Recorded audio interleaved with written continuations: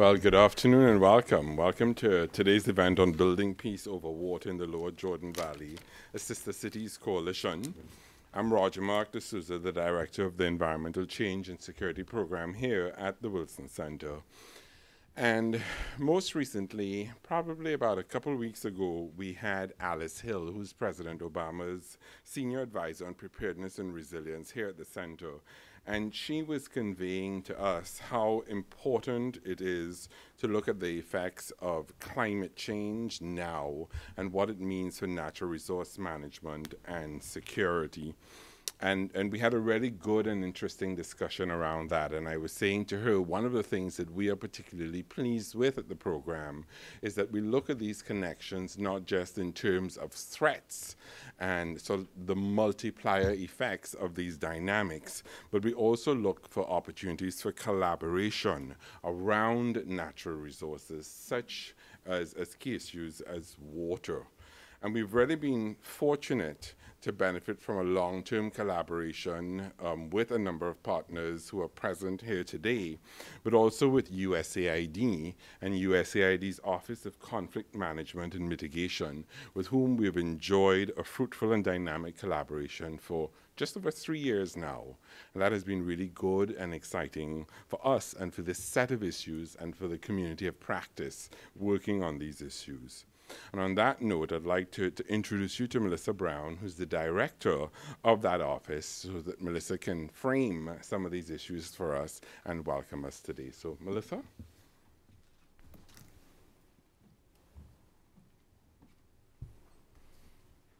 Great. Thank you, Roger Mark, for that introduction. I'd also like to thank the rest of the Wilson Center Environmental Change and Security Programs team. We have really enjoyed an excellent partnership with that team and have really been able to sustain with them technical leadership on the nexus between environment, conflict, and peace building. We're grateful to have long-standing collaborators and colleagues in that space. And in our mutual efforts to harness and advance expertise and learning from partners like EcoPeace Middle East. USAID has also enjoyed a long-standing partnership with EcoPeace Middle East, including ongoing CMM funding to activities in support of the Good Water Neighbors program.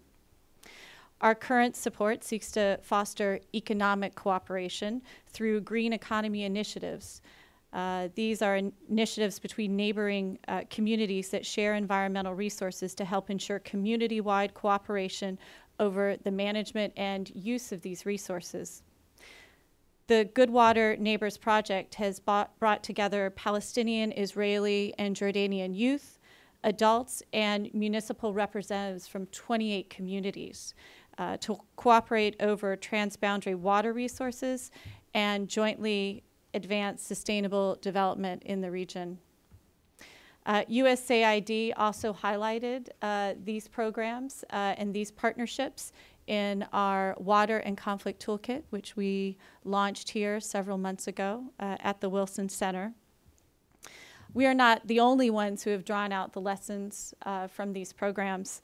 An independent external evaluation of the project that I was just mentioning concluded that 88% of youth participating in EcoPeace Middle East cross-border activities said they now understand the necessity to work together to protect their shared water resources.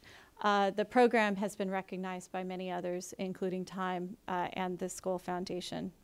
So it's without further ado that I want to hand off to the panel. And I'm very much looking forward to a fascinating discussion and, of course, learning about the Sister Cities International component to this. So thank you very much for joining us today. And again, we're very grateful for the partnership with many of the people that you see represented on this panel today. Thank you.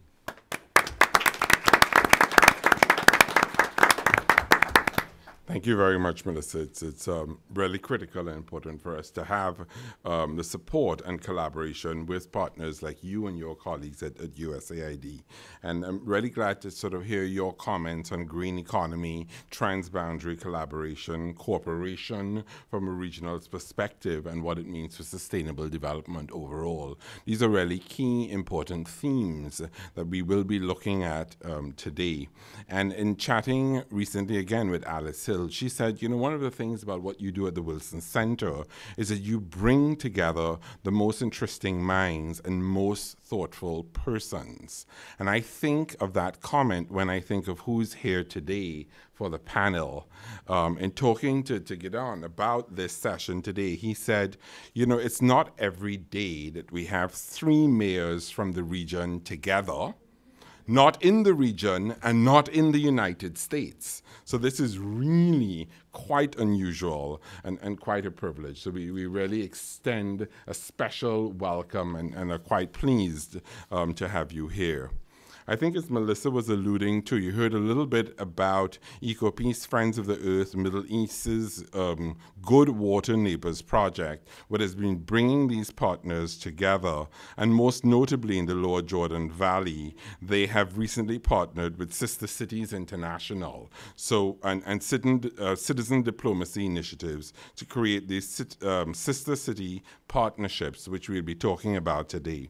And I want to introduce you to Gideon Bromberg. Some of you may have heard him speak here previously. You may have heard him with his TED Talk, which is wonderful. But Gideon is a friend of the program and a very important player in looking at these issues. He's the co-founder of the EcoPeace Middle East program, is an attorney by profession, and has previously worked in public interest environmental law, and is a regular speaker, an analyst, and person who brings people together around water, peace, and security issues in a number of forums. So, Gideon, with that introduction, I'd like to hand it over to you to present some of the overview perspective on how this collaboration has come together.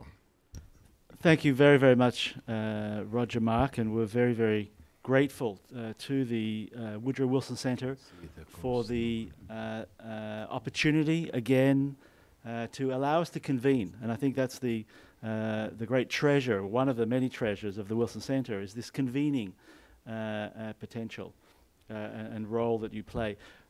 Melissa, we're very, very grateful for the support of USAID and the Conflict Management and Mitigation Program.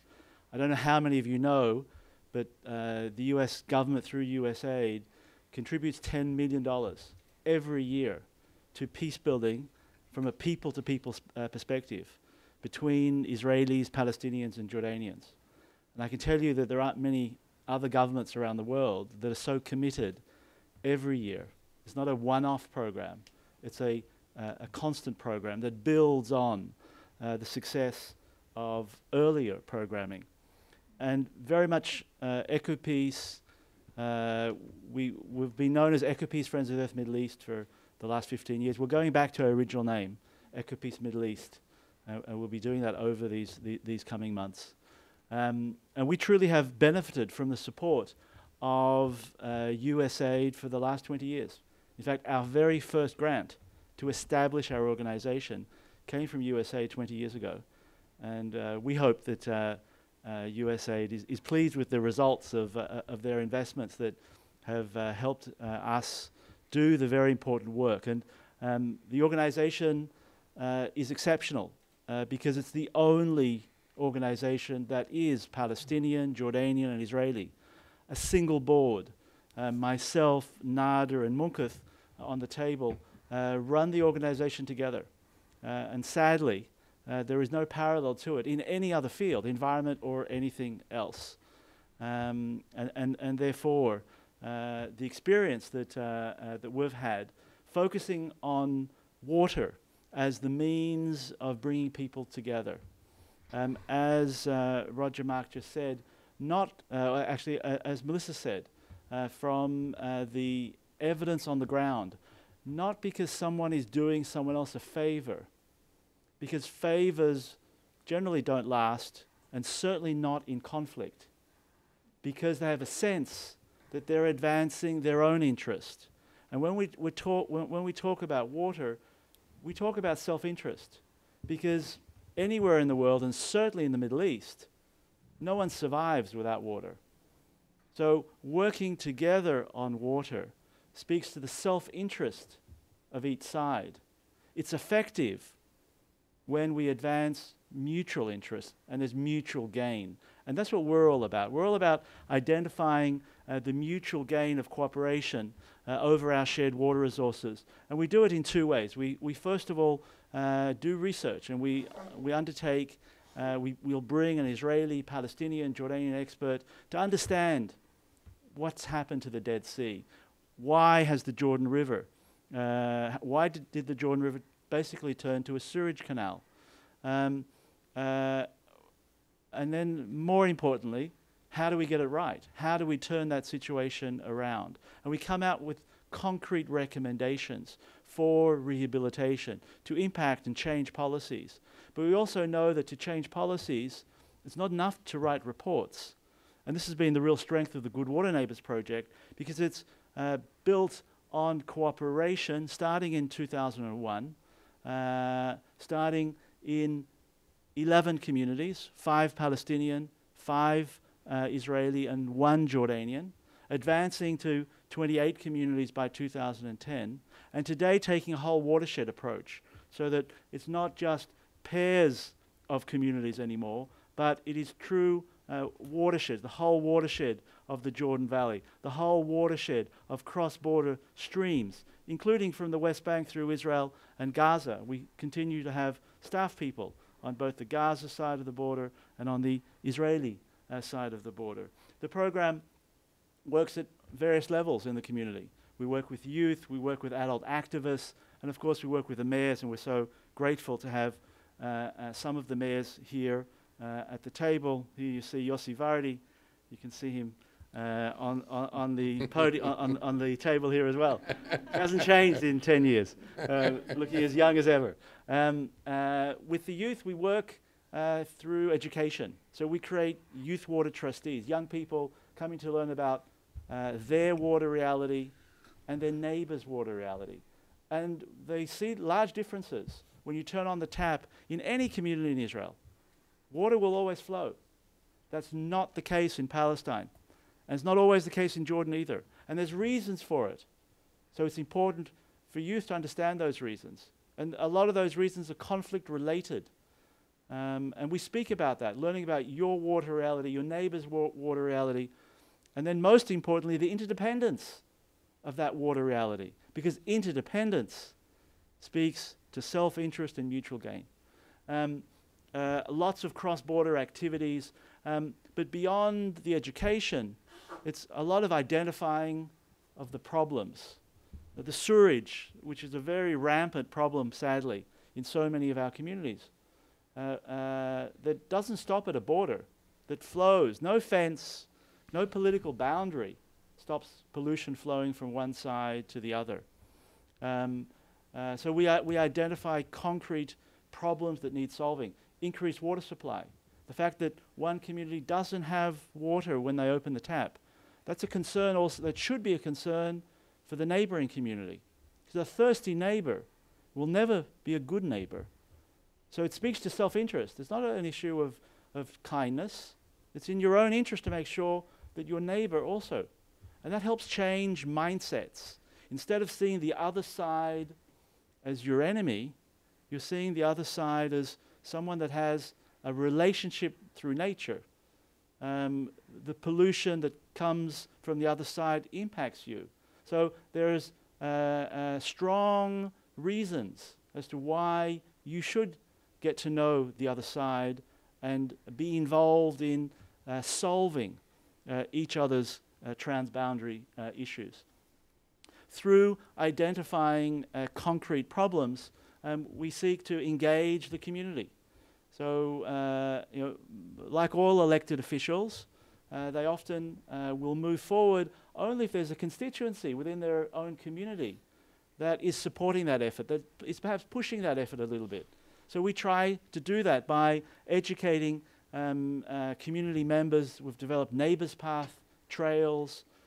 through all of our communities that looks at these issues. What's happening with my sewerage? Where is my water coming from? And how is my solid waste being disposed of? And of course, those trails cross the border. And what's the reality on the other side? We encourage, of course, municipal leadership. We've often found that some mayors, and the mayors on the table here, have jumped at the opportunity of meeting the other side. But in other cases, mayors are very reluctant because they might pay a political price. And therefore, we have to develop political will, develop political support that speaks to self-interest so that they can convince their own constituencies that they're doing the right thing, that they're acting in their community's interest by working with the other side. We have many examples of concrete success. So the Jordan River that sadly has become famous for being a sewage canal is slowly turning around, and the mayors themselves will speak to that. The sewage is coming out of the Jordan River on the Israeli side, on the Jordanian side, and on the Palestinian side. USAID built the sewage treatment plant on the Jordanian side of the valley. The government of Japan supported Jericho's building of a sewage treatment plant, and the municipality itself in Israel raised the funds, and you'll hear about it on the Israeli side. But more than that, fresh water. It's still in a pipe. It's not the way we would like to see a river flow, but this is the headwaters of the lower Jordan River today. But a year ago, no fresh water was flowing. And that change is very much due to a change in mindset, a change in understanding that allowing that river to continue to flow is not empowering my enemy, it's empowering my neighbor. And I want to empower my neighbor. And that's key. We have a model farm being developed between Israel and Jordan to exchange best practices on agricultural advance. A sewage treatment plant built on the Israeli side that's treating the sewage of the Palestinian side. And that's a memorandum of understanding signed between an Israeli and a Palestinian community. Literally solving a common interest, because the groundwater that was being polluted the groundwater of both sides. And no less important, the building of environmental education centers in Israel, in Palestine, in Jordan. This is the first environmental education center in Palestine. It had some 20,000 Palestinian kids for the very first time have the opportunity to learn about fun things to do with the environment, but also, of course, connected to our shared water resources. Beyond that, we found that, and this starts really relate to the sister city relationship, that once you build trust on one issue, of water in our case, there's no limitation as to where that trust can take you. So that trust has helped save these terraces in the West Bethlehem area of Batir. A wall was going to be built through them, and they haven't been built because there's a common understanding of their importance. Work with women's centers in so many of our communities, partnering as USAID is currently supporting us with the tourism and travel community. Small businesses of tour operators and tour guides who have an economic incentive to work together. So we want them to work together because they're the model. So going beyond that, and this is the last slide, what we've always known is that this is absolutely necessary. There can be no peace without the leaders signing a peace treaty. But what we also know, that in order to get there, it doesn't just happen. It requires support. And this type of signing ceremony between Israeli, Palestinian, Jordanian mayors helps lead us there. The effort, and what we're so excited about in the sister city relationship with US cities, is it's bringing, again, American leadership to this table. And, you know, we'd like the mayor of New York or the mayor of Chicago or the mayor of LA, but we'll also compromise. But we do think that there is such an important role for US citizens to be directly involved through their cities in the people-to-people effort, because it's that bottom-up effort that creates the absolutely necessary constituencies in your communities and in our communities to get to that signing ceremony, to get to the peace that we all so desperately desire. So I need to cut there and bring it back to Roger Mark.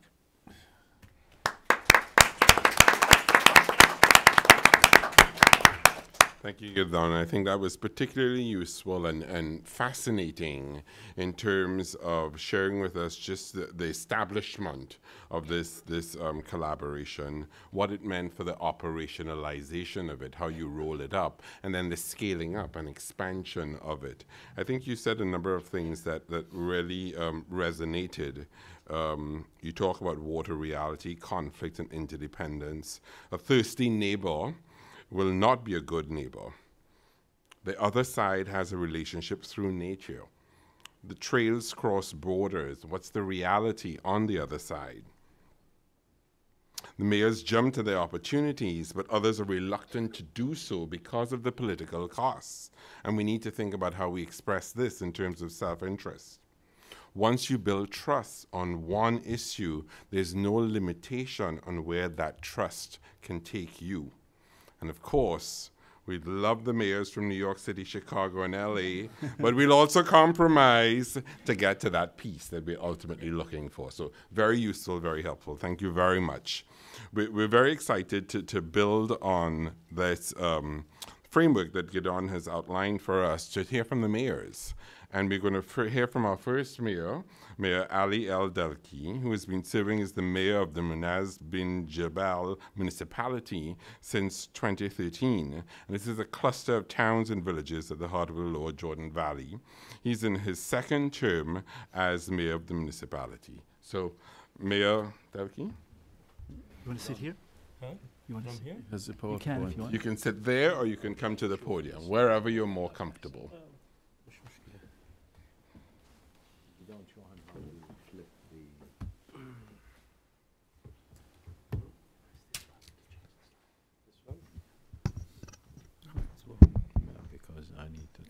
Assalamu alaikum. Assalamu alaikum. How are you? Yeah. Fine.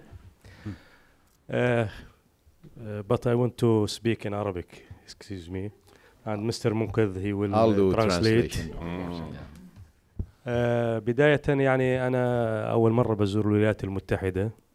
Firstly, it's my first time that I visit the United States. ومنقذ وجدعون بيقولوا لي يعني إلي يومين ماشي بالطيران وبيقولوا لي بدك تحكي بس 5 دقائق معقول؟ Myself and Gideon is telling him to speak only for 5 minutes after he traveled for 2 days.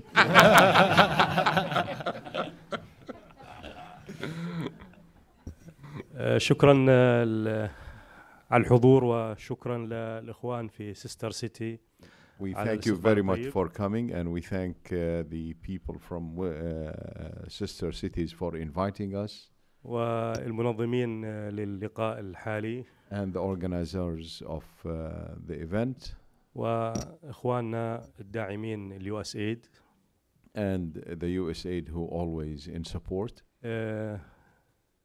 لهم معنا في وادي الأردن وفي بلدية معاذ بن جبل الكثير من البصمات الطيبة. They have their prints in our community in Mu'adh bin Jabal in the Jordan Valley. وبعد هذا وذاك لابد من شكر للشعب الأمريكي والحكومة الأمريكية والرئيس الأمريكي. And after that, I would like to extend my gratitudes and thanks for the people of America and the government of America and the president of America. على الدعم القديم والحاضر والمستقبلي للأردن والحكومة الأردنية. For all the support that's been there since many years back, in the present and hopefully in the future, of course. وعلى حسن الشراكة وتطابق الأفكار بين القيادات. And the beautiful partnership and the closeness in thinking also. وخصوصا القضايا المهمة والمصيرية في منطقة الشرق الأوسط. And especially the very important and hot issues in the Middle East. بكفي سياسي أتوقع. Yeah, that's enough for politics. على ال presentation يلا. خليها معك أنت وتنقل زي ما بدك. بخصوص وادي الأردن ومنطقة بلدية معاذ بن جبل اللي أنا رئيس لها. About the Mu'adh bin Jabal municipality, which is in the Jordan Valley, which I'm the head of the municipality. والمحاذية إلى نهر الأردن. Which it's bordering with the Jordan River. الذي تعمد فيه السيد المسيح. The one that everybody knows that Jesus was baptized in the Jordan River. المنطقة الأخفض نقطة في العالم. The lowest point of earth where the Jordan River comes to an end in the Dead Sea. عدد سكان منطقة بلدية معاذ بن جبل ما يقارب 50,000 نسمة. The population of our municipality is about 50,000 people. هذه المنطقة تعد من الأفقر ضمن مناطق المملكة الأردنية الهاشمية. It is one of the poorest in the Hashemite kingdom of Jordan. نسبة الفقر والبطالة تصل إلى حوالي 40% ما بين سكان المنطقة. Unemployment is about 40% in the area. هذه المنطقة زراعية من الدرجة الأولى. It's an agricultural area, of course. وفيها العديد من مصادر المياه. And it does have a number of sources for water. سوري بعض المعلومات اللي بنحكيها مش موجودة كمان على السلايد يعني إضافة. Yeah, some of the information I'm just saying, it's not in the presentation, yes. فهي منطقة مهمة من الناحية الاقتصادية والسياحية. It's very important area from a economical point of view and also touristic point of view. إمكانيات البلدية بشكل عام إمكانيات محدودة. The capabilities of the municipality is very limited. للتعامل مع القضايا المهمة والمشاكل المهمة. Very limited in respect of dealing with very important issues. التلوث والصرف الصحي. The sanitation and pollution. وهي مشاكل تهدد بالخطر. These are very dangerous problems that we are facing. والخوف من أن تختلط هذه المياه بالمياه الجوفية. And always the fear of mixing these polluting water with the groundwater. عملنا بشراكة طيبة مع جمعية أصدقاء الأرض. We did a very good partnership with EcoPeace. للقيام ببعض الإجراءات التي قد توقف النزيف. To do some activities which it's not enough of course to stop this dangerous situation. والموضوع يكاد يخرج عن السيطرة. We are afraid that it's a very important issue and it's almost out of control. فلذلك بحاجة إلى أن نعجل دراسة الوضع. For that reason we really need to work in a hurry with the organization. بخصوص ما يتعلق بالتلوث والمياه in relation to pollution العادمة and the wastewater. هذا الوضع إذا ما أخذنا بعين الاعتبار ارتفاع الكبير في درجات الحرارة في المنطقة وما يؤدي إلى الكثير من الأمراض. We need to keep in mind that the area is very hot, especially in the summertime, and how having water like that is leading to creating many diseases. فلذلك لابد من بذل المزيد من الجهود. For that we really need to work even harder. والمزيد من المساعدة. And need much more support. وكلنا أمل. We are all hope. في USAID أولاً. In the USAID first. لأنهم ساعدونا في إنشاء محطة للمعالجة. Because they understand the problem and they already helped in building the first water treatment plant in the region. ولكن بقي علينا إتمام المشروع بشبكة الصرف الصحي. But we still need to complete the project by building the sanitation network in the community. هناك حقيقة جهود طيبة من الجمعية الأصدقاء الأرض في هذا المجال. There is good efforts from EcoPeace to try to create enough funds to do that. بحاجة إلى أن ننتهي من هذه المشكلة وبأسرع وقت. So we can get over with this problem once and for all. أما ما يخص نهر الأردن About Jordan River, مشكلة مشتركة. it's a common or bilateral or trilateral problem. بحاجة إلى جهد مشترك. It needs all of us. وهذا الجهد المشترك لن يكون كافيا إلا بدعم بقرار سياسي من الجميع الأطراف. It needs a lot of efforts, and that efforts needs the political will and the political support. عملية السلام ليست بالتوقيع فقط على الأوراق. The peace treaty, it's not all about signing papers only. ولكن بحاجة إلى أن ترى الشعوب المعنية بعملية السلام But people on the ground needs to see results of that على peace الأرض.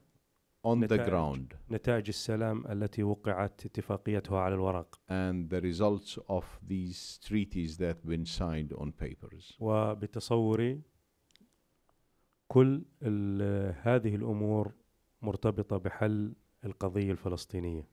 And all these, in our opinion, and it's a general opinion in the area, is really connected to the Palestinian cause, of course. بإقامة الدولة الفلسطينية. To create or start the Palestinian state. وحفظ الأمن والسلام للشعب الإسرائيلي بالمقابل. And also secure the security and prosperity of the Israeli people in Israel. نأمل إن شاء الله. We hope بشراكة طيبة وفاعلة. That a good partnership will come to the surface. وبمد مزيد من جسور الثقة بين الجميع في المنطقة. And to build more bridges of trust between the nations in the area. وقد أسعدني ما سمعت من الإخوان في سيستر سيتي عن بعض الأفكار والتوجهات في هذا المجال. I was very pleased of what I heard from the people in sister cities in that direction. لكن بحاجة إلى جهد وبحاجة إلى صبر. A lot of patience is needed to work in the Middle East, of course. حتى نصل إلى الهدف المنشود. To reach our objectives. شكرا لكم على حسن استماعكم. Thank you very much for your good listening. شكرا للحضور جميعا.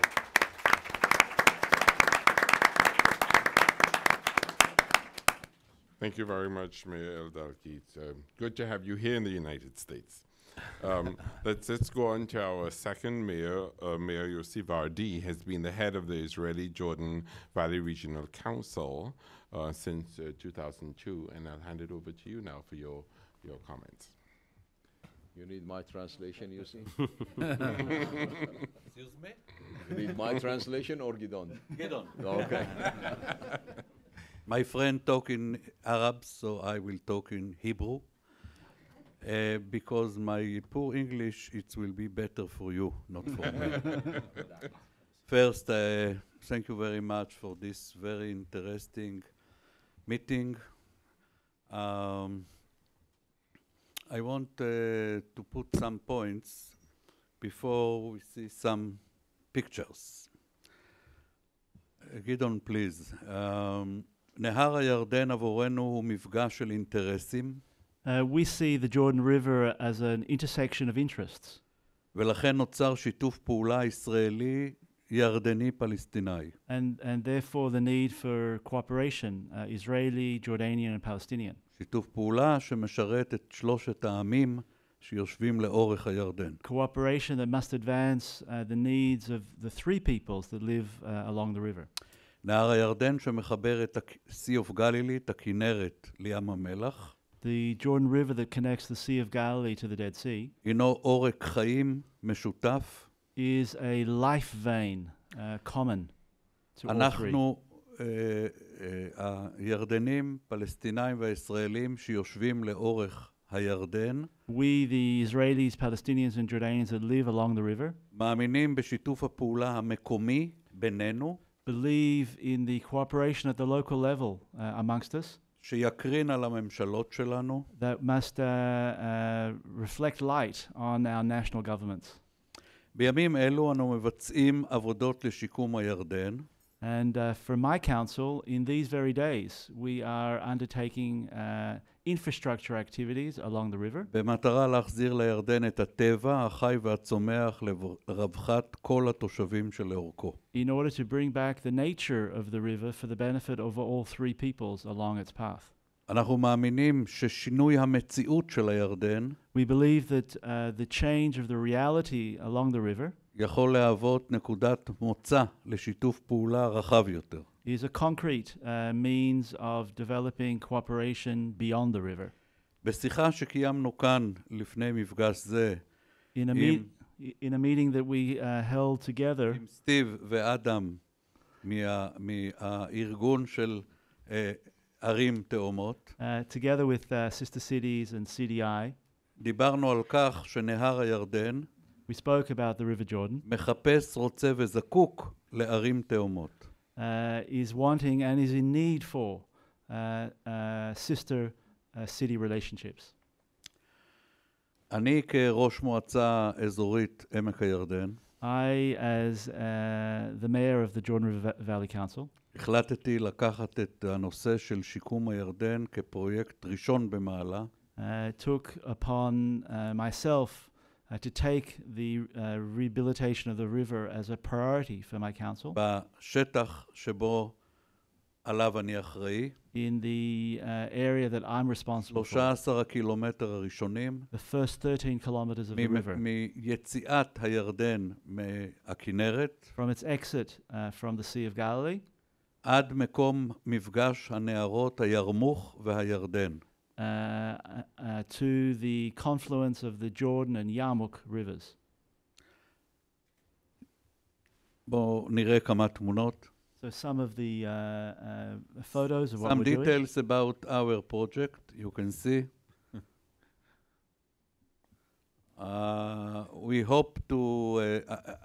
אנחנו נתמכים על ידי ממשלת ישראל בתקציב, We have funding from the government of Israel, אבל התקציב שהממשלה מעמידה לא יוכל לספק את הפרויקט.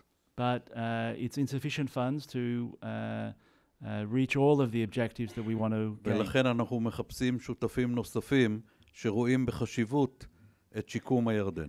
And hence we're looking for more partnerships, both in the region and beyond. Okay.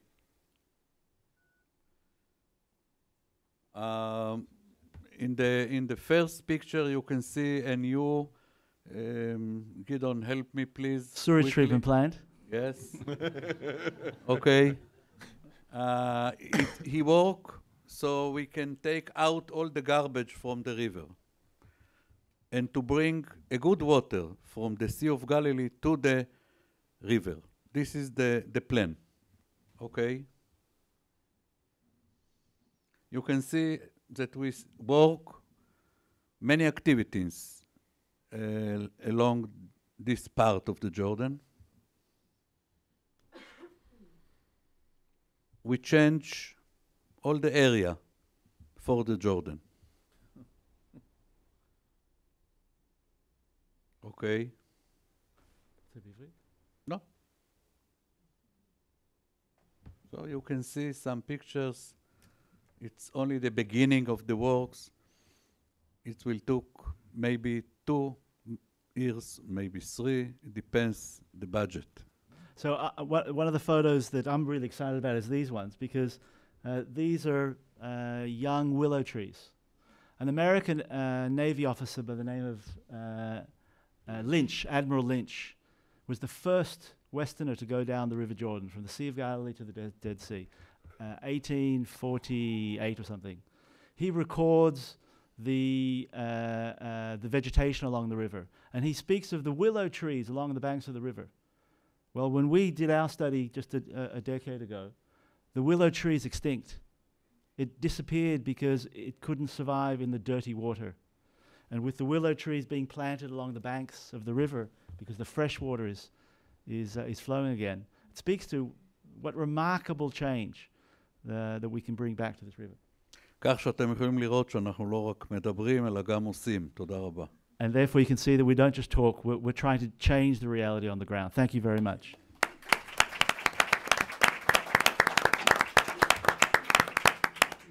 Thank you very much, Mayor Vardi. Let's now go on to our next mayor, Nader Al-Khateeb, who served as the Palestinian director of EcoPeace Middle East since 2001.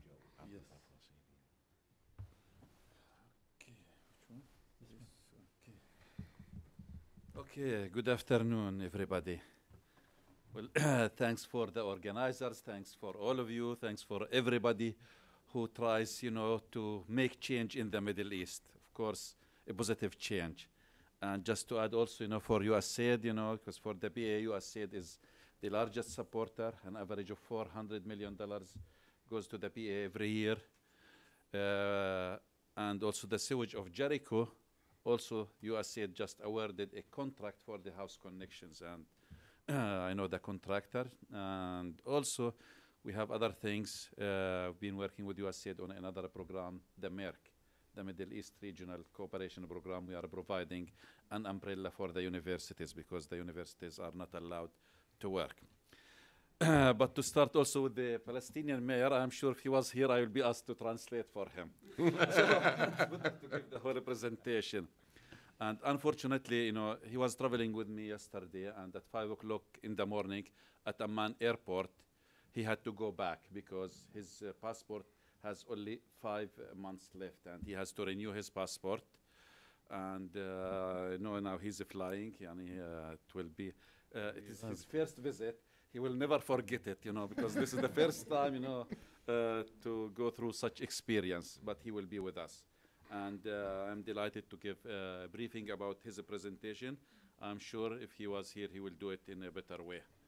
Okay, now we are talking here about the Jordan Valley, although he comes from the middle of the Jordan Valley, but the situation is the same for the Palestinian communities in the Jordan Valley, and we share lots of the challenges with the neighboring countries, Israel and Jordan. And the Jordan Valley is the eastern strip of the West Bank, and goes from the Sea of Galilee to the north, near Basic Stream. And from the Jordan River in the east, what is that, 15 kilometers westward. I know it's about 100 kilometers, in the eastern border of the West Bank. This area, also the Jordan Valley, represents about 1/3 of the West Bank area. And it has a potential for the future Palestinian state. Currently, we have about 60,000 or 58,000 Palestinians living in the Jordan Valley, and we have about 9,000 settlers living in the valley. The valley also, faces lots of challenges in terms of, I don't know if you are familiar with areas A, B, and C, but 94% of the Jordan Valley is Area C, which means the Palestinian Authority has no control whatsoever. Security and civil affairs is under Israeli control, which means you cannot do any development without prior Israeli approval. Sanitation is one of the challenges. Jericho is the only city. Jericho is the oldest town on earth and just got its sanitary sewage recently. It's, last year Jericho celebrated the 11,000th anniversary. And thanks to the Japanese and the USAID. And also we've been, promoting the need for sanitation in the Jordan Valley because it's connected to the Jordan River and the Dead Sea. So the lack of sanitation, sewage in particular, is a problem facing all the Palestinian and Jordanian communities. People just discharge their sewage through infiltration pits or cesspits, which is a big risk for pollution. The sewage can easily find its way to the groundwater, which is the main source of water for all sectors. Poor water supply, deteriorated pipes. The infrastructure is very poor, which means you have large physical losses. A good example in one of our communities where the USAID upgraded and rehabilitated the system, we saved more than 50% of the water that used, to flow in that system, and that guaranteed 24 hours supply of water for the Oja village. Okay, and also a big problem is the unequal distribution. For the Jordan River first, the Palestinians have no access to the river since 1967, so we do not benefit from the basins or the river's water since 1967, which is a big loss, and that could have influenced positively the economic and agricultural development in the Jordan Valley.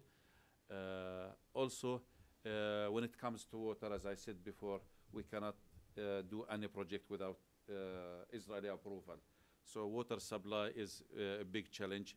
Agriculture, since 67, no new single well was approved to be dug and for agriculture. So agriculture depends on all the wells dug before 67 in the Jordan Valley and the natural springs. But this is an example of a major spring in Oja, where it used to bring 2,000 cubic meters, like 10,000 gallons per hour to the farmers. Today you can see how it looks. And that's mainly because of three reasons: climate change, also the wells of the Israel National Water Authority in the Jordan Valley, and the development of the Ramallah water utility. So the Oja community in the Jordan Valley have no running water. The baptism site now here on the Palestinian side, just north of the Dead Sea, is open today, but unfortunately it is run by the Israeli Natural Parks Authority, and as an organization we are demanding that this site be handed to the Palestinian Authority for development and for economic benefit. Palestinian Authority has, I mentioned that. So FOMI advocates fair share distribution of all transboundary water, including a fair share for ecology. So for ecology, the governments never thought about sharing water with ecology, and I think in our approach we demand that also ecology gets a fair share because of many reasons. I can talk if there are questions. Also to encourage to receive approvals from the civil administration. Said every single water and sanitary project must get the approval of the Joint Water Committee, and if it is in Area C, the civil administration. My colleague Gideon said the Joint Water Committee did not meet for the last 2 years or even 3 years, which means there are many projects just waiting the single approval while the money is there, and there is a big list of those projects. We need to rehabilitate the springs and the agricultural canals to minimize leakages and evaporation, and ecotourism is one of our challenges and things that we are promoting as an organization as a substitute for agriculture in the Jordan Valley. We know this area is very rich in both natural and cultural heritage, so ecotourism can be another way where water also could become part of it, so we can secure more water or buy water rights to bring it back to the Jordan River. That's the Oja Center. My colleague showed the first stage of the center, but you can see it is 4 floors now with more capacity for people staying overnight and other educational activities. We have another one in Jordan and the third one in Gedi in Israel. Okay, both government and community level efforts can, yes. We think also, civil society and government, they should not be competing. Each one has, his task, and we work together, I think, to achieve a better results. With that, I stop here. Thank you very much.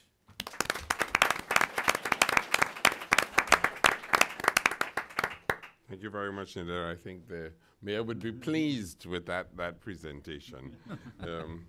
So I think we heard about a number of issues from these presentations from the mayors and their representatives. Questions around sewage, irrigation, community engagement, from willow trees to climate change, from political will to looking at the fair share of transboundary water and what it means for a fair share of ecology. So some interesting concepts and how do you operationalize this. thinking about the absence of a peace agreement, but at the same time, it's not all about signing papers. How do you make a real difference to communities on the ground? And what are the concrete means for cooperation? So I think these are some of the key themes that we heard coming from your intervention. So thank you very much. I'm really excited to hear what Adam Kaplan has to say about this. He is the Vice President of Sister Cities International and is charged with member services, recruitment, and policies at Sister Cities International. So Adam, let's hear what you're up to at Sister Cities in this initiative.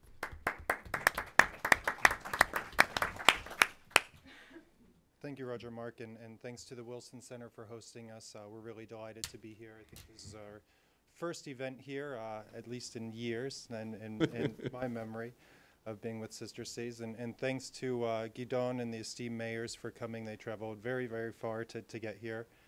I came from McPherson Square, so by far the shortest trip. I did start at Mount Pleasant in the morning, but still much shorter. And Steve, who has been really a trailblazer in trying to link the Sister Cities model to the issues in the Middle East. For those that don't know, many of you have probably heard of Sister Cities. You've probably seen a few signs on your way into towns or when you arrive in the airport and say, well, that's interesting, and that's about it, and then you keep going on to your destination.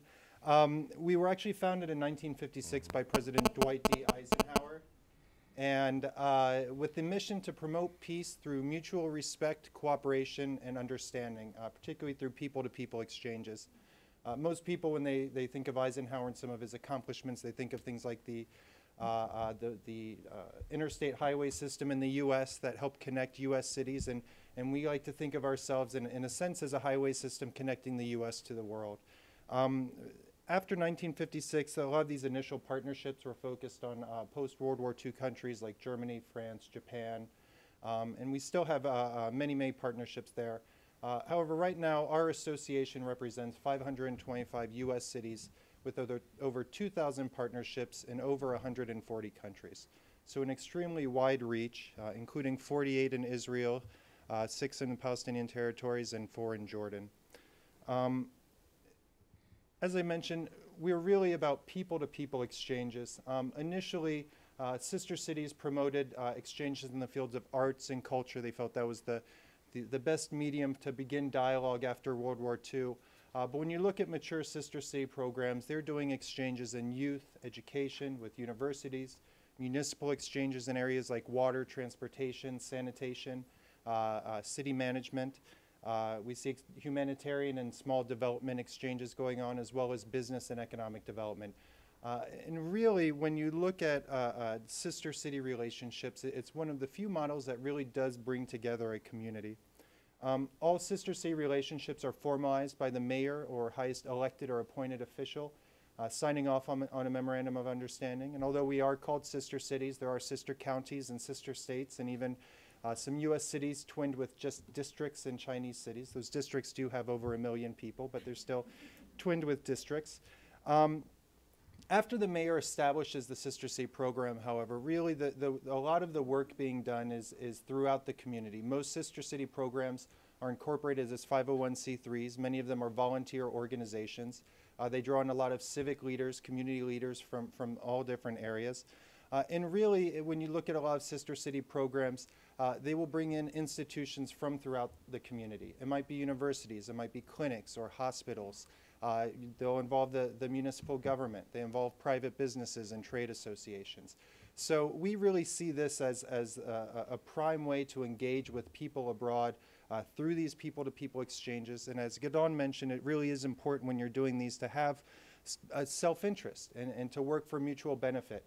And the Sister Cities model really provides that flexibility for cities and for communities to engage with people abroad, to work on issues that are important to them.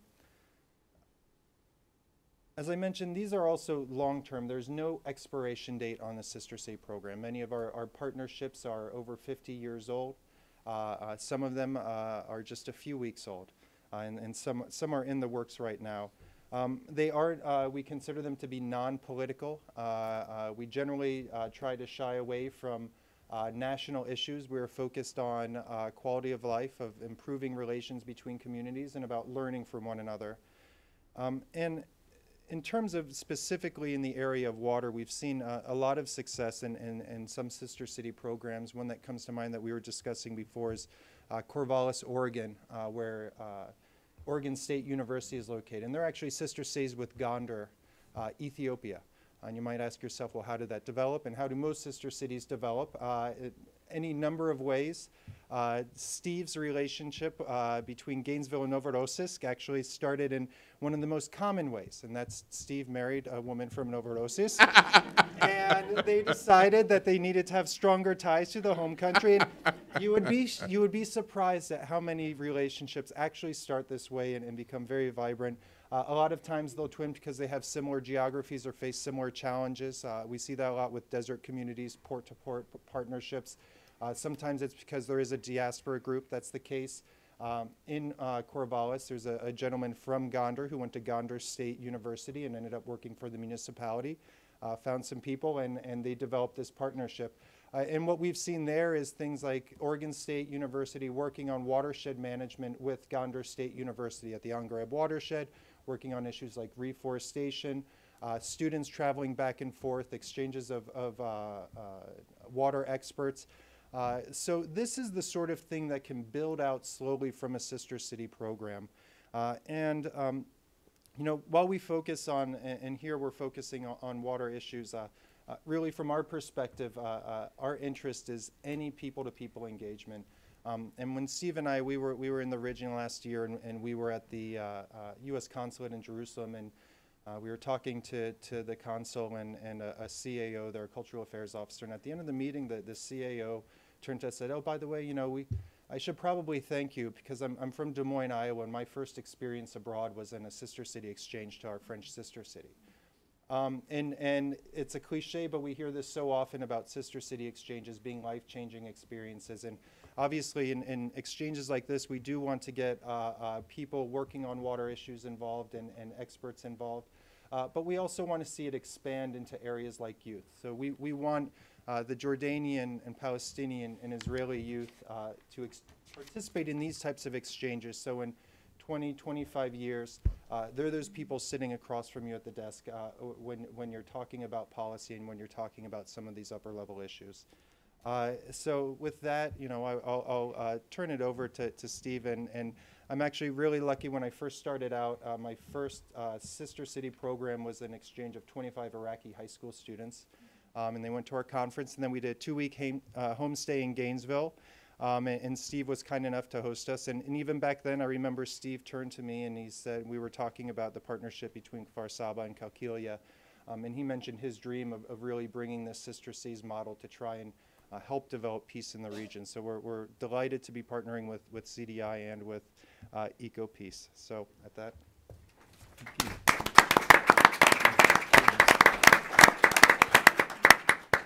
Thank you very much, Adam. I like that. This highway system connecting the U.S. to the rest of the world.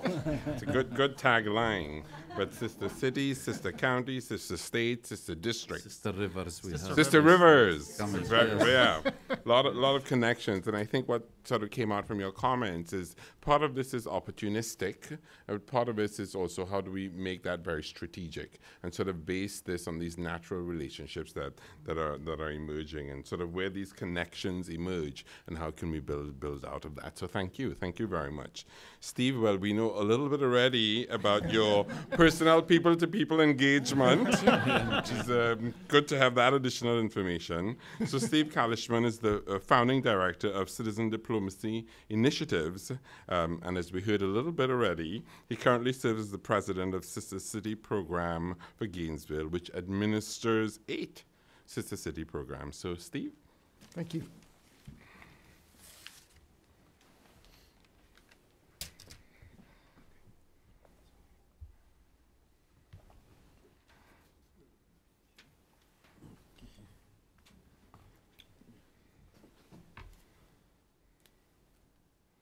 I just want to pause it. Just.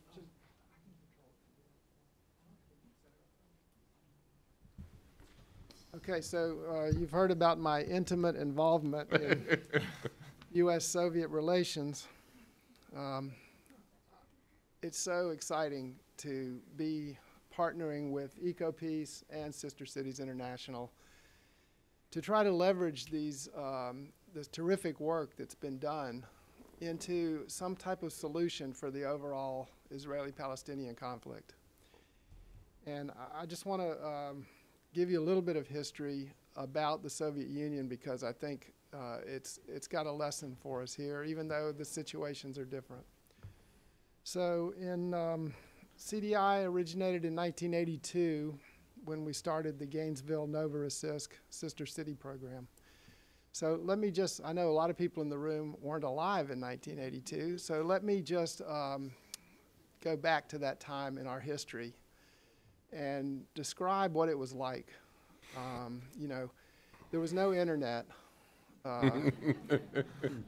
How miserable. I don't know how we survived. No mobiles. There was no contact whatsoever between ordinary people in the United States and Soviet Union. We knew nothing about the Soviet Union except what we were told in the media or by the government. And it was a shock to me when I went there for the first time and realized that, you know, this situation it's not only is it dangerous, but it's very frustrating, because we had 50,000 nuclear weapons pointed at each other, and we were basically trusting our governments to do the right thing and prevent a war which would not be like World War II. It would be the end of the earth, and we came very close to that happening.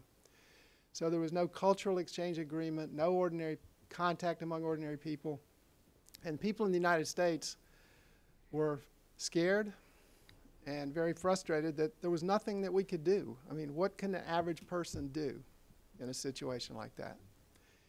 And so when we started taking elected officials to the Soviet Union, we started getting a little bit of publicity about this. The National Review wrote a little tongue-in-cheek article, oh, isn't this cute? Maybe they'll promise never to bomb each other.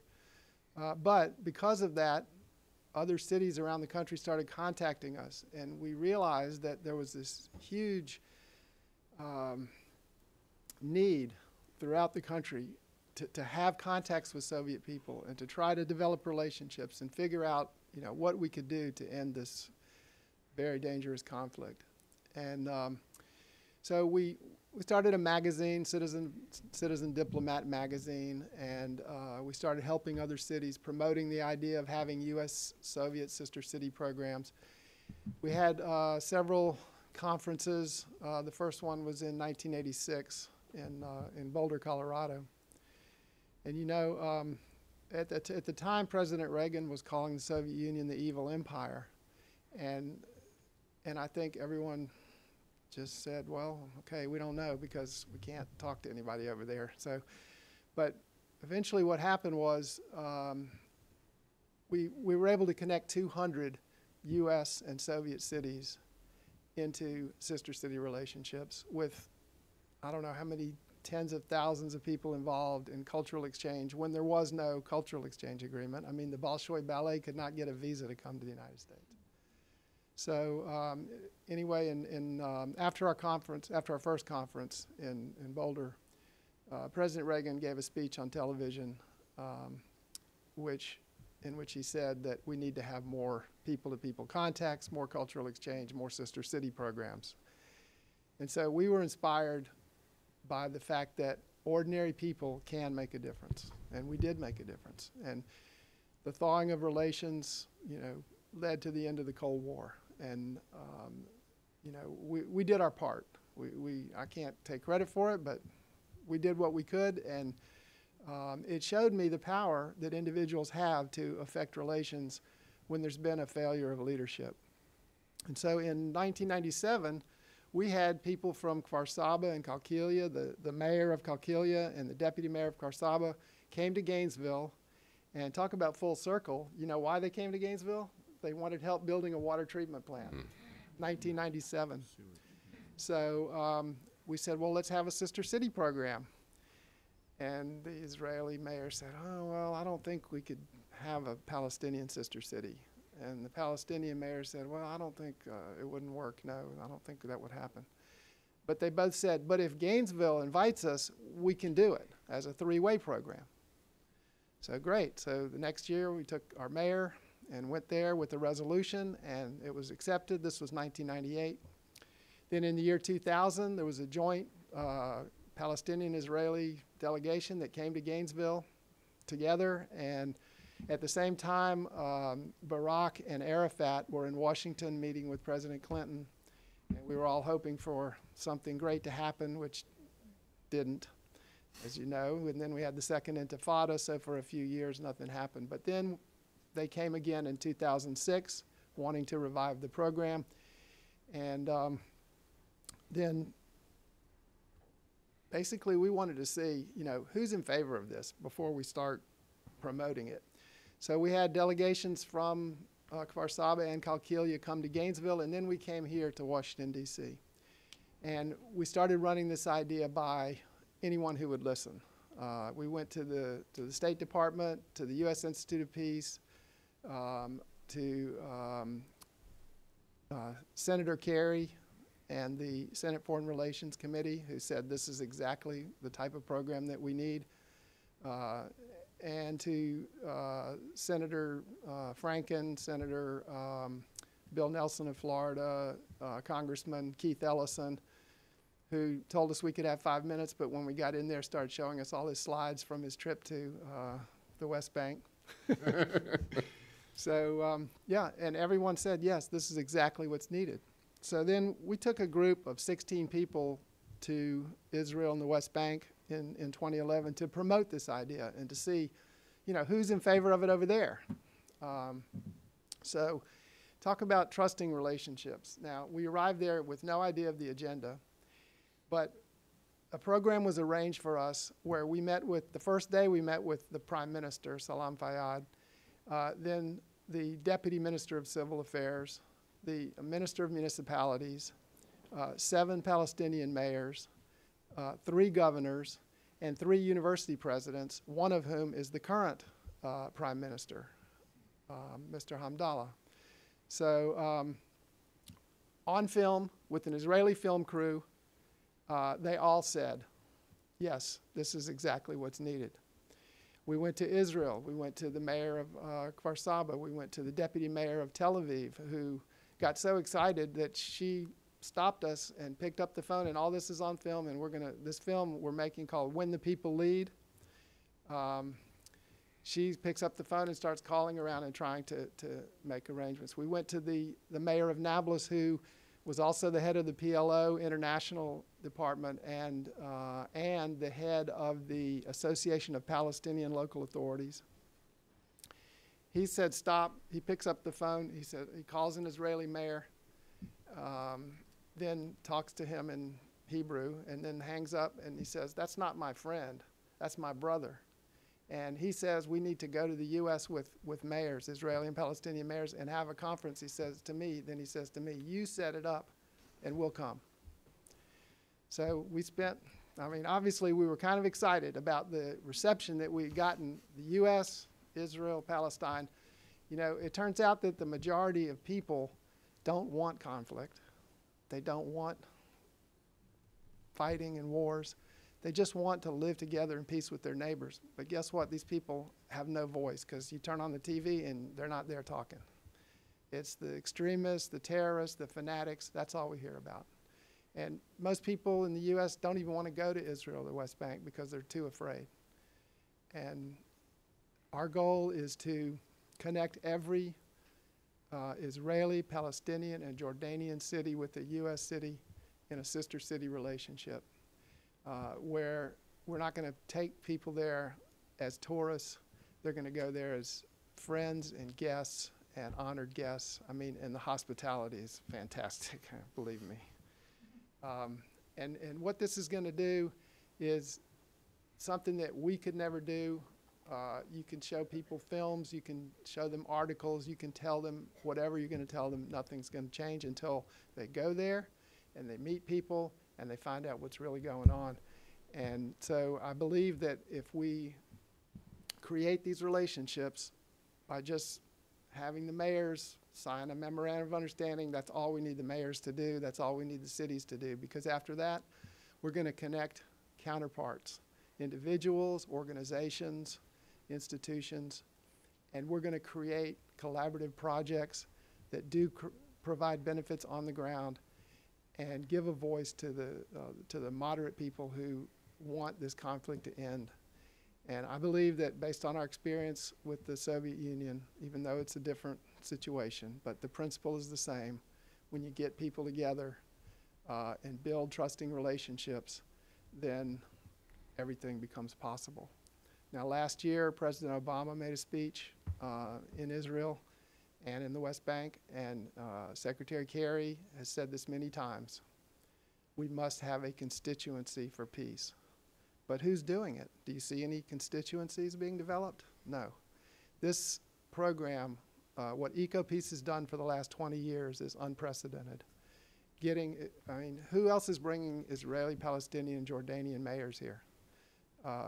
Because they realize that, the leadership, national leaders, they've got their agendas, they've got their problems to deal with, but people need a good life, a family, a job, something, the education for their kids. That's what most people are concerned about, not about these national conflicts. And we have to step up now because the leaders have failed.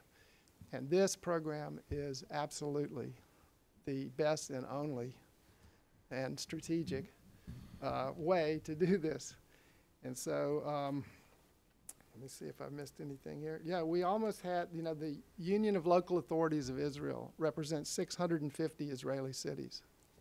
The Association of Palestinian Local Authorities, 700 Palestinian cities. We connected the heads of those organizations, and they were ready to come here in April of this year.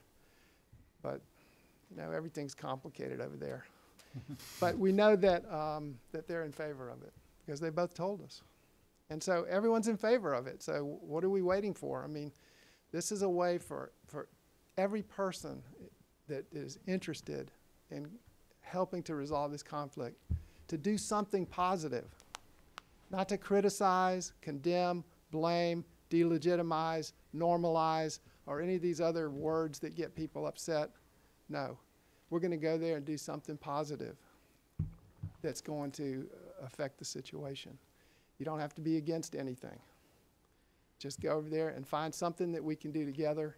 And believe me, as Adam said, we've taken 30 delegations to the Soviet Union. Everyone who's come back has said that experience changed their lives.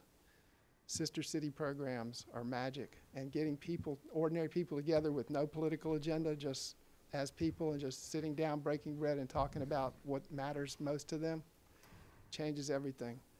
So I'm tremendously excited about this. I think you're going to see over the next few years massive influx of Americans to the region to learn about what's going on there, get to know people, bring resources, human resources, financial resources, and because this is not just their problem. It's not an Israeli-Palestinian problem. Okay. This is the last thing I'm going to say. I guess, I could talk about this all day. And, as an attorney, when they say, be brief, a brief is a 100-page document. But anyway, what I wanted to say is this is not an Israeli, Palestinian, Jordanian problem only.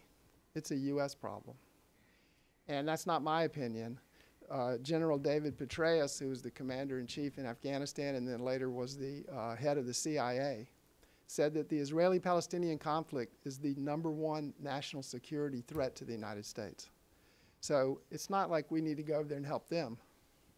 We need to solve our own problem, or help solve the problem, by releasing this huge potential of human participation into this equation.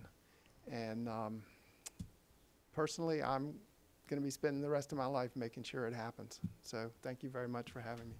I have 1 minute to show my slides. I forgot about them. 1 minute. I'm going to show you my slides.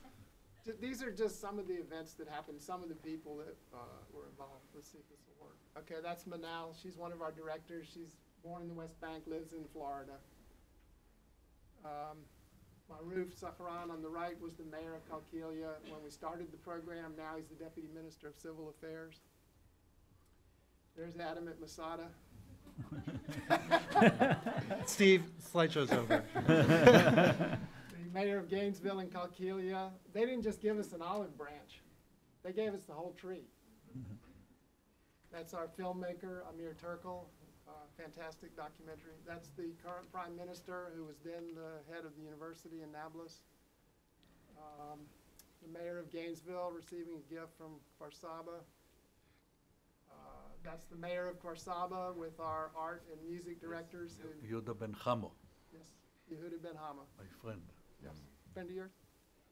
That's the mayor talking with the prime minister. First thing he asked us when we came in is that, you're from Gainesville? Yeah, well, how are the Gators doing this year? I'm like, what? He's a University of Texas graduate. That's Mr. Al-Masri, wealthy Palestinian man.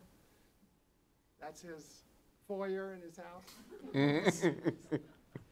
That's the prime minister with our city commissioner, Randy Wells. And it makes a huge difference when you show up with elected officials. It's a lot different from a peace group showing up. So I think, go ahead. There, go ahead. And there we painted on the wall there. We took a hip hop group from Los Angeles called the Luminaries. And that's some of their work there. And at a girls' school, that's Paul Rostein, our other third director for CDI. And that is the head of the International Department of ULAI. On the right, Ruth Wasserman, and Manal meeting with her. And then last is our vision. So, thank you.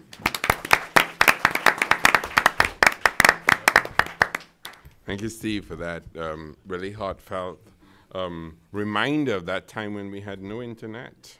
And going from, isn't it cute, to cultural exchange, to mutual understanding, to really concrete program development around a water treatment plant, and sort of this reminder of how Gainesville was able to step in as this third party and develop this sort of three-way program when politics fail and when politicians have failed, and sort of building this constituency for peace through connecting counterparts. So very compelling. Thank you. I liked that image of the lady who was the most motivator and busiest woman. Yes. What a title. So I think let's open it up. I'm sure you have lots of questions. My colleagues will come around with a microphone. This is being webcast live and it's being recorded. It will be archived. So we will ask you to please give your name and your affiliation. And because of time constraints, to get to your question as soon as possible. We'll try to take as many questions as we can. So please, let's open it up. Yes. We have one here, and then in the back. Thank you. I'm Dave Rabinowitz, and I was wondering if there's been any impact of the relatively new Israeli desalination plants on the Jordan River Valley. Thank you. Yep. My name is Liliana Rodriguez from Fundación Cultural Militar Argentina. I'm a national defense expert, sir. My question is the following, to the last speaker especially. When you said that the most important threat for the United States is Palestinian and Israel, how do you link that with Iraq, Pakistan, and especially Levante? So. Okay. Any other questions? Yes, please. My name is Nar Checkham. Thank you for your efforts. For a while, for the past several years in Jordan, there has been talk about a canal between the Red Sea and the Dead Sea. Does that happen in cooperation with your efforts, or is that separate, or what? Okay, great. Any other questions now? So let's take those. So we have 3 sets of questions about the new desalination plants, You're looking at the most important threats to the United States. How does that tie into Iraq and Pakistan? And the work around building the canal between the Red Sea and the Dead Sea, is that something that you're being involved in or very aware of? So would you like to start, I'll take the desalination issue, the first question. Has desalination contributed to water to the Jordan River? And the answer is yes. To be very brief, Israel is a world leader in the field, and it's desalinating close to 500 million cubic meters of water. That's about 70% of the drinking water in the country is today coming from desalination from the Mediterranean Sea. That means that a lot of the pressure on the Sea of Galilee has been removed, and more water is available. And some of that water is flowing for the very first time. The water that you saw is now flowing down the Jordan because the pie has increased. And the potential here is not just for the Jordan. The potential is to move forward on the Israeli-Palestinian negotiations on water. Because desal, with its problems, and there are problems of burning fossil fuels, but nevertheless desal has led to increasing the pie. And that means that natural water, we're not talking about the Palestinians buying desal water, but the natural water can be more fairly shared without a sector in Israel losing water. And that would have been the case 5 years ago. It would have been that agriculture would have lost water, and there would have been a constituency who would have objected to a fair deal between Israel and Palestine. So there are technological game changers that we must jump on. And those game changers are helping fresh water flow down the River Jordan today. But I think it's our role, and we were very much involved in that, but I think it's our role to take it a step further and build on the water for nature to the water for peace between Israel and Palestine. Thank you. Yes. Okay, I'll take the Red Dead thing, and it'll be a brief from an engineer, not a lawyer. So, the Red Dead project, to start with, it was all because of the Dead Sea, and the Dead Sea is dropping by 1 meter. That's 3 feet per year in water level, and us as an organization, we did not support that project at all, because we did some studies many years back, and it showed some real serious environmental impacts on the Dead Sea and on the area in general, being from the Red Sea through Wadi Araba to the Dead Sea. Now, like you see us, we are hardcore environmentalists, but we still wear tie-and suits, It's not jeans and torn-up clothing, because we really believe in sustainability. We don't want the world to stop and just hug trees and fence everything and call it a reserve, but we still believe that society needs to develop, and this development needs a lot of investments and projects and so on. So the way we look at the project as a mega project, of course we rejected it, but we influenced the World Bank and the 3 countries, Israel, Palestine, and Jordan, to look at the alternatives of that mega project, which will create a lot of problems in the 3 beautiful ecosystems we mentioned. And the alternative studies showed that, yes, the Dead Sea can be saved by looking at a number of alternatives to work with. The main one is to rehabilitate the Jordan River. Like we had a poster in our organization showing the Dead Sea on a hospital bed.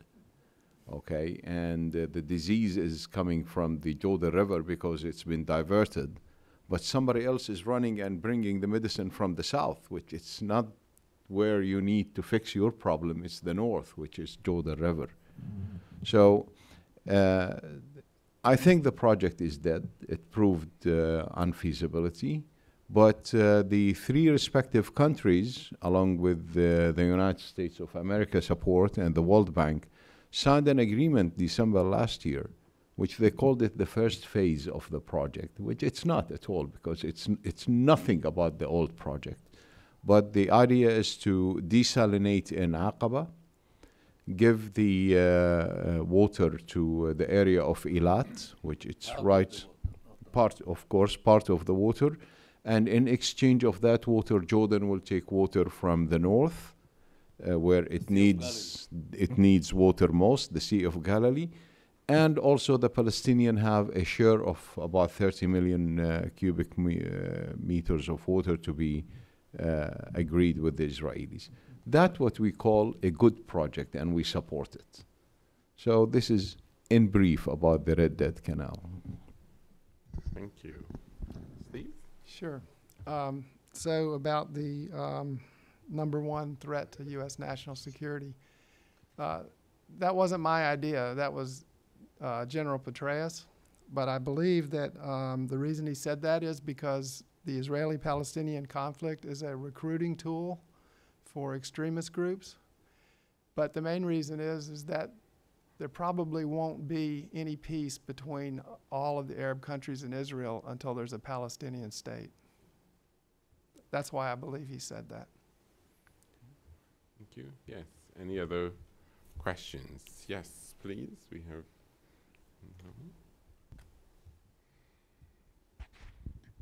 Hi, I'm Janet Edmond from Conservation International, and I would like to hear from this distinguished panel of men about how...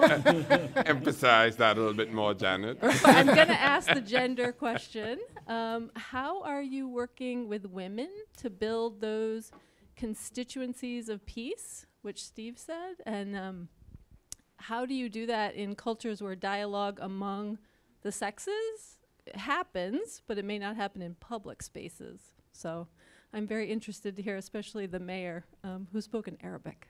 Me? He understood that. Any other questions? Yes, we have a question here, please. Thank you so much. My name is Michael Zwern. I have a question about the pace of environmental peacemaking activities, because 18 years ago, I was at the Arava Institute for Environmental Studies. 14 years ago, I was at the Israel-Palestine Center for Research and Information in Bethlehem. We've been talking about this stuff for a very long time, about water resources and shared management in Israel and Palestine. And in the 18 years since I got involved in the issue, we're still talking about getting these programs off the ground. And the environment has been degraded, the populations have increased, the conflict has continued. It just feels like we're on a cycle where we're talking about these wonderful initiatives, but the political and the military and economic landscape hasn't allowed the environmental initiatives to catch up to that reality. Okay, thank you. Yes, please. I'm Mary Kane. I'm with Sister Cities International. And Steve, what is I think one of the reasons we haven't seen too much is we don't have consensus on the ground here in the United States. What was your experience getting people in Gainesville to support your Palestinian and Israeli relationships in a trilateral way? Thank you. And I think we had it. Yes, please. Hi, I'm Eric Viala from ECOM. The question I have relates to sustainability. How do you keep, for example, with Sister City, how do you keep twinning partnerships going, especially when there's not much funding around? I mean, I talk from personal experience. Recently in Lebanon, I was managing a USAID project. We were able, around water, river basin management, we were able to establish a twinning agreement between a French river basin agency and a group of mayors around the Litani River. Unfortunately, the USAID project closed, and well, unfortunately, I'm very sad because I believe that the mayors were maybe not mobilized enough, and maybe we couldn't find the right champion. But because there's no more money, at the end of the day, it's always the same question. The effort is going to falter and just disappear. So sustainability is really difficult, and how do you keep it sustainable without money? Everybody's looking at money at the end of the day. Thank you. So we have 4 really good questions for a panel of men. how do you work with women, and particularly taking into account the gender relations within the region and the conversations that happen among the sexes, both in the public and private spaces? So how are you thinking about that, and in particular wanting to hear from the mayors on this? The pace of environmental peacemaking. How did you get people in Gainesville to support this work in a trilateral way, and sustainability of twinning initiatives in absence of funding? So let's start with the mayors for. شكرا.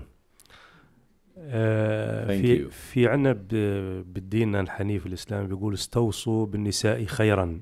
In Islam, it says that look into the goods through women, and the good things through women. ومقولة أخرى بيقول النساء فاكهة الدنيا. And in another it says that women are the fruits and the good in the world. الحقيقة احنا في الأردن، يعني خلينا نحكي عموما الآن in general in Jordan كثير من التشريعات a lot of تم تحديثها فيما يخص بالمرأة. legislations are related to فيما women يخص بالمرأة ومشاركة المرأة وتفعيل دور المرأة and their partnership and to activate their role in society. وهناك العديد من أو عدد لا بأس فيه في مجلس النواب الأردني. We have a good number of women in the parliament.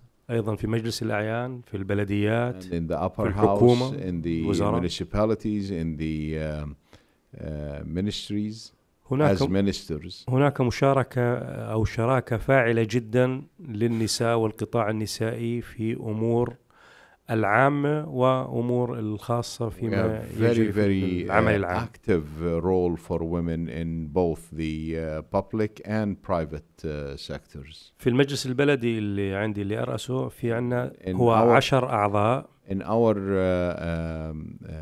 board in the municipality, which is 10 members, 3 منهم نساء. 3 women in the board. ما يخص المشاريع وما يخص العمل اللي احنا بصدده واللي بنحكي عنه، ما تم وأنجز وما هو the projects that we are talking about now, which is already happened and مأمول waiting إنجازه. to be happened. الكثير من هاي الأعمال تمت من خلال مجموعة من الشابات الباحثات. A lot of this work been done by women, young women. المتخصصات في مجالات متعددة. Specialized in different fields. وعلى قدر من المهنية. And professionals. مجال العمل. In their work. Yeah, I can say that, if I may add a little bit. Yeah, friends, the EcoPeace, no, thank you. EcoPeace, our office has about 70% women, really. And I can say that they do most of the good work. هذا اللي أنا هذا اللي كنت أعنيه في الحكي اللي صار، المشاريع اللي تمت يعني من ضمن Thank you. Great, thank you. Adam? From the perspective of sister city exchanges, we haven't seen the involvement of women as too much really an issue. I would say that it's more the other way around when it comes to a lot of these exchanges is getting men involved. A large portion of our leadership, both nationally and at a local level, is composed of women. I know that in the Burlington-Bethlehem partnership, the people that have been going back and forth, it's been led by women and performed by women, exchanges in music, library services, ESL training, things like that. So it's certainly, at an upper level and in areas such as engineering, it is still obviously an issue. But from the general perspective of sister city exchanges, our experience is that women tend to be more fearless travelers than men. The men take a little bit more convincing to go off the beaten path, and at our youth leadership summit, we struggle to get young men involved, while the young women are extremely interested in international affairs and taking leadership in these roles. Great, thanks. And Adam, any thoughts on sister cities, sustainability, lack of funding? That's a great question. I think that there's two issues, and I think you hit on both of them relating to sustainability, and that's in terms of resources or money and in terms of personnel. To increase the sustainability of these programs, if they're dependent on municipal funding, it's not going to be sustainable. The fact of the matter is municipal budgets get cut. And the majority of our members have learned to live by doing their own fundraising. They pay for their own travel. Most of them don't do these activities through grants. They raise their own money or pay their own way. And it limits the ability of sister city programs to do these high-level development projects like building a sewage treatment plant, where the real value add in these is in the building of relationships and getting people who can donate their time, and we have been successful in getting cities to allow city employees to go on paid leave, to go on sister city exchanges to do work. So from that perspective, they can be sustainable without a large source of funding. The other is in terms of personnel. If the sister city program, and we see this more often with cities abroad where the sister city program is focused in the municipal government, you need to have people outside of government involved in these. When people are involved as volunteers and at the grassroots level, they're involved for 10, 15, 20 years. The fact is elected officials serve a term, they're voted out. If you're relying on the elected official to do all of the sister city programs, you're going to be constantly rebuilding from scratch. So we always encourage sister city programs when they get developed, even if they are centered on the municipal government, they need to have interest from institutions and individuals that can stay involved past the political cycle. Thank you. And Steve, how did you get people in Gainesville on board? Well, I think the answer to that question relates to how to sustain relationships, how to work with women. All of the above. Yeah, and how to fund the programs. It's all related, because the way we get people is we take a delegation and visit our sister city. They come back, it's a life-changing experience. They tell their friends, they want to go. Mm-hmm. When delegations come to visit us, we try to make sure they connect with as many people in the community as possible. We go to churches, synagogues, mosques, to Rotary, to Chamber of Commerce, City Hall, everything we can think of to try to get as many people connected as possible, because that's what really gets people interested and keeps people interested, is when they build a relationship with someone, it changes everything. So, and I'll tell you this, the best investment that the U.S. government makes every year, which is large, and there's a lot of programs like this to bring people to the United States and to put them in homes of Americans, not in hotels, and to have them involved in our lives, because when they go home, they become the best ambassadors for the United States. And for every dollar that's invested in a program like that, it creates millions of dollars in value for the United States. It's really good to hear that. I'm surprised at how many people don't know at the Wilson Center. Every year we bring 150 scholars here. Most of these scholars, or many of these scholars, are coming from overseas. They're international, and spending about a year here in joint scholarship and exploration really has provided those kinds of benefits that you're talking about. Yes, please. بس مداخلة بسيطة على الأخت اللي سألت عن ما يجري في العراق وباكستان. A slight intervention on the lady who asked about Afghanistan and Iraq. I think she left Ali, يعني, so. Yes. I don't know. لا بس أنا يعني بدي أحكي إنه العالم الآن قرية صغيرة. I just want to say that the world is a village at this time. ما في أي دولة بالعالم ممكن إنها تعزل حالها مهما بلغت من الاقتصاد عن باقي دول العالم.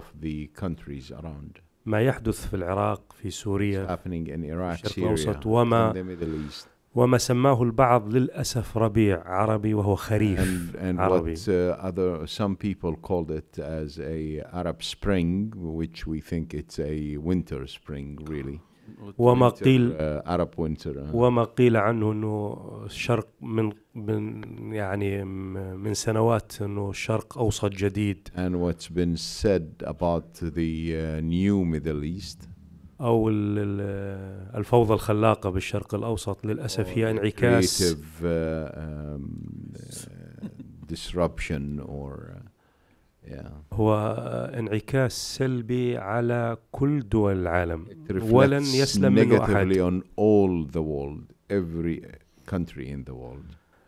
فلذلك أنا أرى أنه يعني كأمريكا دولة عظيمة قوية. I see America as a superpower. يعني لها أو يجب أن يكون لها الدور الأكبر. It should have the biggest role مع الاتحاد الأوروبي with the European Union في إيجاد الحل السريع لمثل هذه القضايا. To work on a fast track to solve these problems. وبتصور جلالة الملك يمكن في لقائه مع الرئيس أوباما قبل أيام. His Majesty our King Abdullah when he met President Obama a few days ago. وضع التصور الواضح لهذه المشاكل والحلول المناسبة لها. He put the Middle East perspective and how we can solve it. نأمل إن شاء الله أن يكون في تضافر في جميع الجهود. That everybody will work together. لأن الأمن والاستقرار because stability and security لا يساوى بثمن. They are priceless. وكم كنا حزينين جدا. We were so sad. عندما رأينا لمرة أو مرتين أحد أفراد داعش. The two incidents that happened with the new Islamic state that is emerging. وهو بعيد عن الإسلام. And they are so far away from Muslims. وهو يمسك أحد الأشخاص وبيده سكين فهذا شيء محزن جدا. They slaughter the throat of people. So that is very sad. Thank you.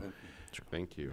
I may add one comment that my successor to this position will be a woman. Very good. So, Gideon, time is upon us, but I wondered whether you had any quick thoughts on the question around the pace of environmental peace building. So it's an important question, and I want to respond to it with two thoughts. One, the approach that all of our governments, Israeli, Palestinian, US, over the last 20 years has been all or nothing. Either we agree on everything or we agree on nothing. And for 20 years, we've agreed on nothing. Environment, and water in particular, presents the opportunity. And there's lots of small concrete success. Now, we can speak to some $500 million of investments that have been leveraged in these communities that bring water and sanitation problems. We can solve the Israeli-Palestinian water environment issues tomorrow. They're not being solved because they're being held hostage to the other 4 final status issues. So one of the ways, and it's taken us 18 years to understand that, but we do understand that today. And I can say to you that Secretary of State Kerry listed water and environment in one of his key issues in the framework agreement to move forward on. And that's a great success that it's today understood at the highest levels, Israeli, Palestinian, and American. And finally, I think that another reason why we're not seeing the advance that we need as quickly as we need is because we're not investing enough. We're not investing enough in people to people. The CMM program, which of course we applaud, gets $10 million. The rest of the military hardware and all the rest of it gets billions of dollars. So it's not a surprise that this is taking so long. We're not really investing in peacemaking, and that's what we need to be investing in. Thank you very much, Gideon. So in our discussion today at several points, we've talked about the importance of signing papers, signing agreements, and sort of recognize that this is important, but not enough. And I think what we've seen concretized today is a general understanding, willingness to build on opportunities to collaborate and build peace around important resources like water resources in a critical part of the world. And we want to concretize that today with the signing of a memorandum of understanding to create a U.S.-Jordan Valley sister city partnership. So I would like to invite Munkat, who is the Jordanian director of EcoPeace Middle East and who will soon be replaced by a woman. He's much more than an interpreter. Thank you for the interpretation. But Munkat, if I can ask you to say a few quick words about why are you all here together now in Washington and what it means to sign this memorandum of understanding. And we'd like to do that quickly, and then we'd like to ask you, Steve, and Mary to join us so that we can sign the memorandum and wrap up. Okay, thank you very much, Roger, for that. Yani, I don't know how much I can add after what's been said and all been said, but yani, in brief, again, yani, I would say that it's people to people, like Steve and Adam mentioned, that it is the core business of what we really need to do. Yes, we do need you guys to sign, okay, in the beginning, but the rest should be left to the people to people.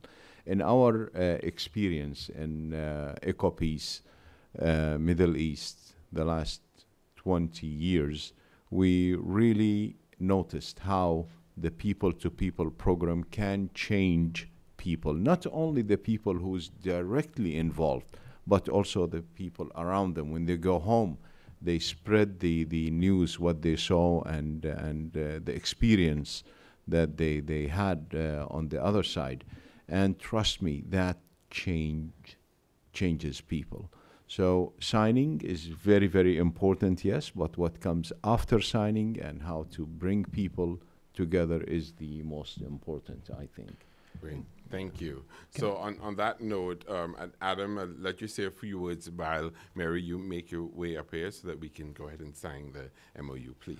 I just wanted to add, Sister Cities International is constantly contacted by U.S. communities looking for new partners. So one thing that we see coming out of this partnership, we'll be continually promoting more Jordanian, Palestinian, and Israeli partnerships through this, as well as using the contacts that they have in those regions to make sure that U.S. communities can get in touch with the right people to make a concrete and productive partnership. Great, thank you. So we'll ask you to come up here so that we can sign, so that you can sign. I'm not signing. Next time. Okay.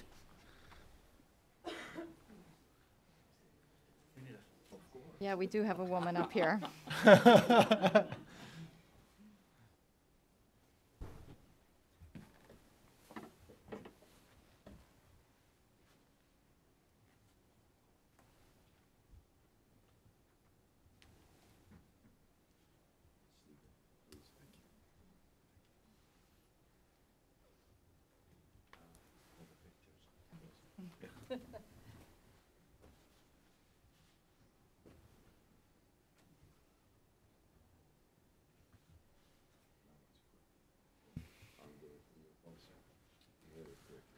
He's asking where's Gideon. He's down there taking pictures. Excellent.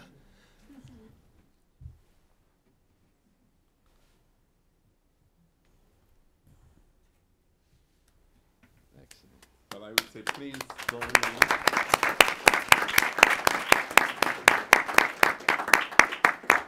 Please join me in congratulating them and signing the MOU. And I think for what has been a really good and interesting discussion for us here today, I think they're available. They will stay for a little bit. If they have any more questions, please hang around. And please continue to join us here at the Wilson Center and follow us online. We have various resources here for you. So thank you very much for joining us on the end of a busy week on a Friday afternoon. Thank you. Thank you. Thank you. Thank you. Definitely. How many